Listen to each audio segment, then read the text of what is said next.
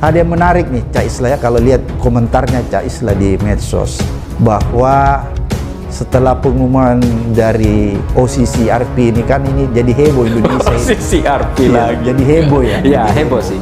Karena dia menominasikan Jokowi sebagai salah satu pemimpin terkorup ya. Dan kemudian Cak Isla menimpali di situ bilang, oh ternyata ini jawabannya, bahwa selama ini investor itu enggan masuk ke IKN karena dia udah dapat informasi dari dunia internasional bahwa pemimpin ini berbahaya, pemimpin ini korup. Kalau kita investasi di Indonesia ini akan tidak bisa menguntungkan kira-kira gitu, atau bisa merugikan kita. Ini kira-kira gimana nih menurut Cak Isla nih? Ya begini Pak. Ada bocoran dari luar nih, soalnya Cak Isla ini dari luar nih. Ya. Udah ketemu OCCRP nih Cak Isla, ketemu langsung. Langsung.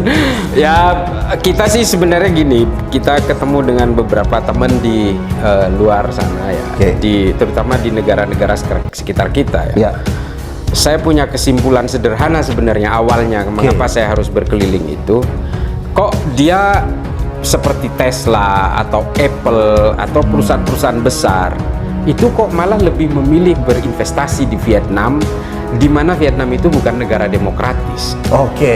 Dia lebih memilih meninggalkan Indonesia yang sebenarnya kita ini negara yang menganut paham demokrasi. Katanya ya. Katanya. Ini kan investor-investor dari kalangan kapitalis, liberalis, ini kan sebenarnya lebih suka berinvestasi di negara-negara yang demokratis. Tapi mengapa mereka lebih memilih negara-negara yang notabene itu non-demokratik, non-democratic country gitu, seperti Vietnam. Ya pada akhirnya ya kesimpulan dari teman-teman yang saya temui di luar negeri, kalian ini sebenarnya nggak tahu aja. Jokowi itu populer di negara kami because you are all being hypnotized, karena kalian semua itu dihipnotis semua kan.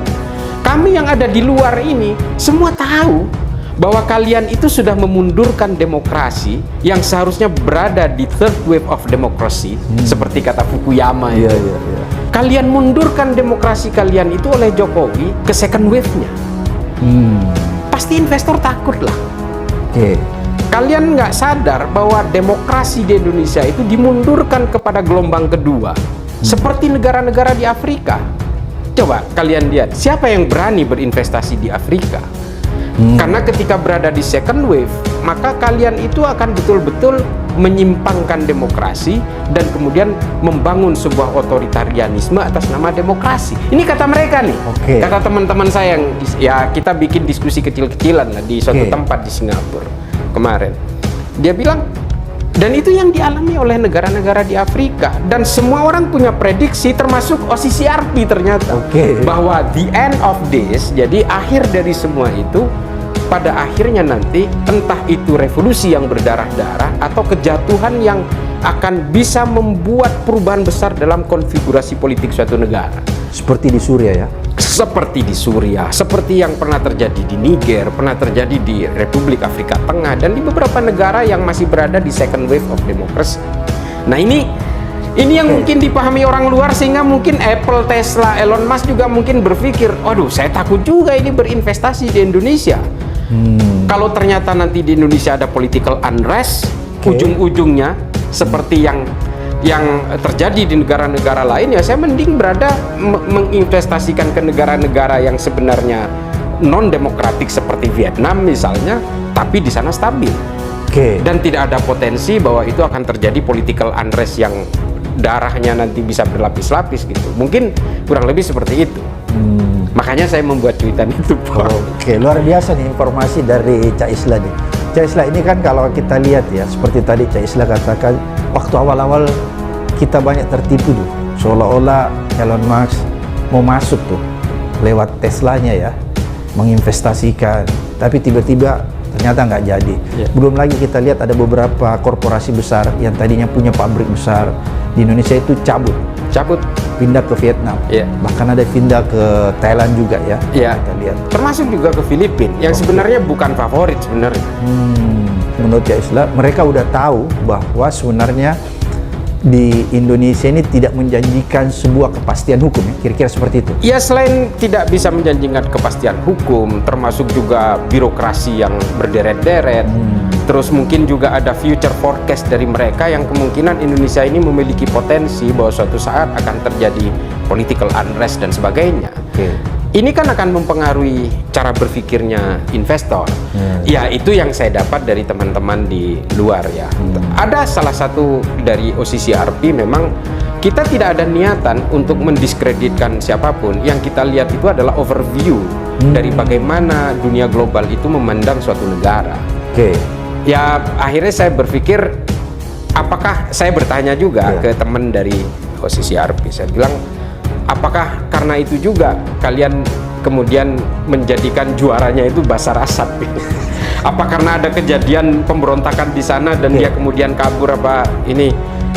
Karena kalau pandangannya itu soal viral, sebenarnya ya mungkin karena viral, makanya ya mungkin Bashar Assad yang terpilih. Seharusnya bukan Bashar. Kalau tidak ada pemberontakan itu mungkin bukan Bashar Assad juaranya. Nggak tahu. Saya tunggu kalimat itu sebenarnya. Saya lebih baik menjawab nggak tahu. Biar bolanya ada di Puang. Jadi menarik Cak Islah ya. Ternyata bahwa dunia luar itu sudah jauh mengamati kita sejak dari dulu ya, sehingga kita dianggap tertipu nih. Itu tadi bahasanya Cak Islah ya. Ya, menurut saya sih kalau kita menghubungkan kepada investasi, kalau dari hasil diskusi kecil yang ya mungkin 5-6 orang kemarin di Singapura itu ya kurang lebih seperti itu.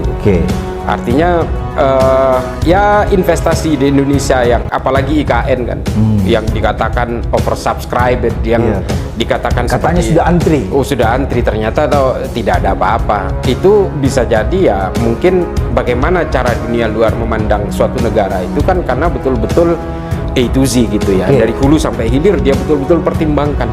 Oke, Cak Islah, ini kan menarik kalau kita lihat bahwa ternyata negara luar menganggap kita ini sudah lama dihipnotis ya, dihipnotis oleh pemimpin yang kelihatannya populis ya, ternyata otoriter kan gitu ya.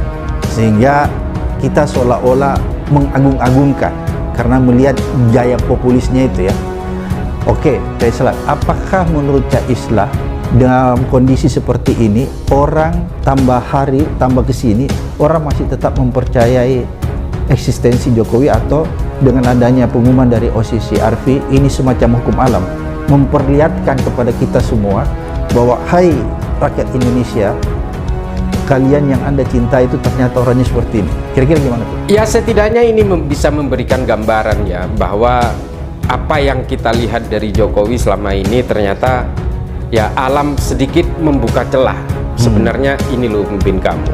Meskipun banyak yang sekarang ini banyak tokoh yang pasang badan untuk membela Jokowi terkait dengan OCCRP. Mungkin karena di dalam pemerintahan hari ini masih ada Gibran, anaknya, yang mungkin dia berharap ya mungkin suatu saat Gibran jadi presiden, maka kita semua itu dengan menjilat Jokowi hari ini kita akan diuntungkan.